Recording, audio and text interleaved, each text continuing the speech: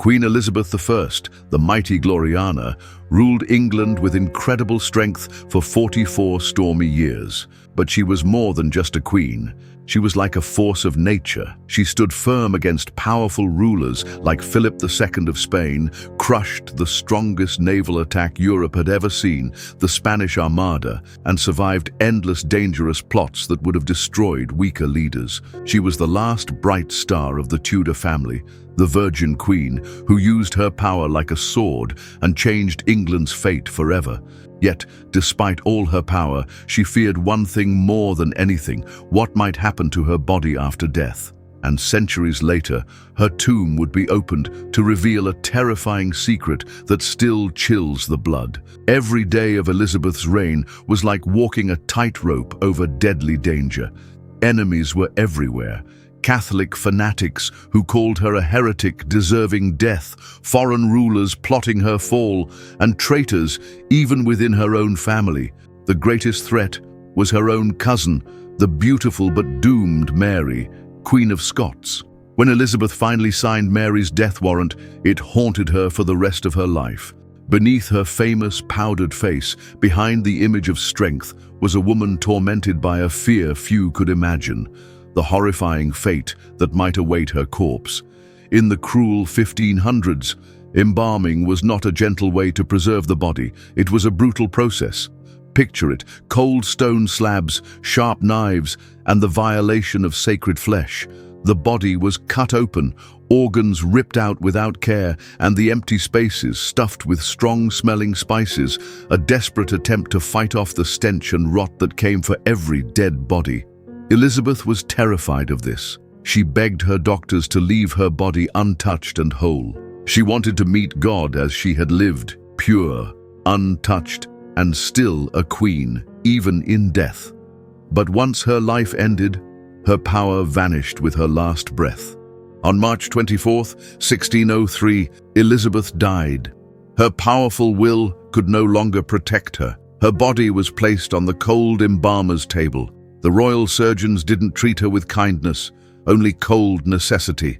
Their sharp blades cut deep into her flesh. They tore open her chest. Her heart, the symbol of her courage, was pulled out. Her liver, intestines, everything inside her was removed. The empty space was then packed full with cloves, myrrh, cinnamon, and rare herbs. This wasn't a tribute. It was a desperate battle to stop the body from rotting too fast. The embalmers knew the horrible truth. Without this gruesome treatment, her corpse could swell up like a balloon.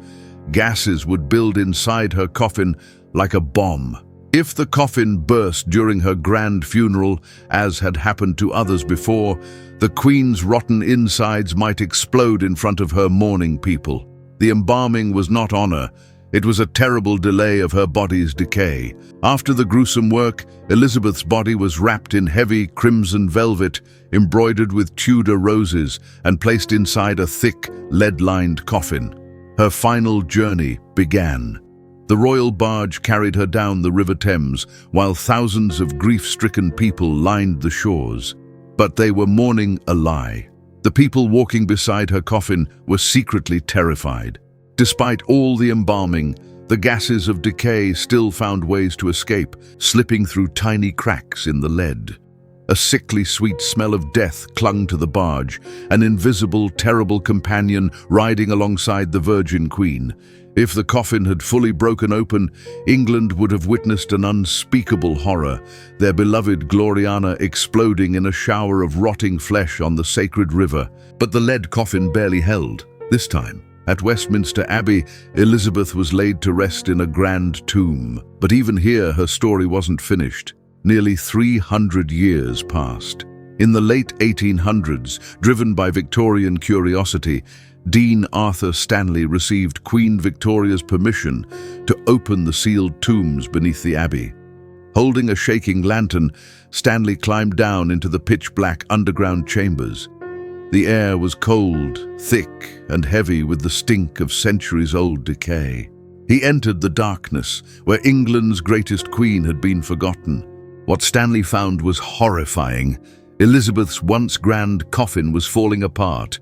The wooden outer layer had rotted into dust. The beautiful crimson velvet was now nothing but brittle scraps. Even the lead shell, her last protection, had bent, twisted and sagged under the weight of what lay inside. The smell was unbearable, wet, ancient, and filled with the stench of long-dead flesh. After centuries, the air still reeked of her decaying body.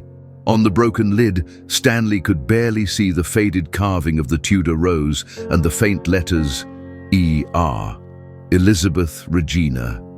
A quiet whisper of her former glory inside a tomb filled with rot. But there was something even worse. Resting above Elizabeth's broken coffin was the crumbling remains of her half-sister and enemy, Mary I, known as Bloody Mary. In life, they had torn England apart with religious war and hatred. In death, they now shared the same airless, dark vault, locked together forever. Stanley stood frozen, surrounded by the physical remains of their bitter feud. The silence was heavy, not empty, full of the weight of centuries of slow, shared decay.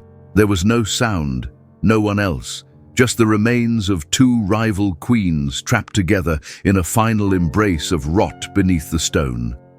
While many others buried long ago had turned into nothing but dust, Elizabeth's violent embalming had only slowed the decay. The lead coffin, once meant to protect her, was now swelling and bulging horribly from the gases still trapped inside. The oak had disappeared, the velvet was gone, yet pieces of her defiance remained, the Tudor rose, the initials.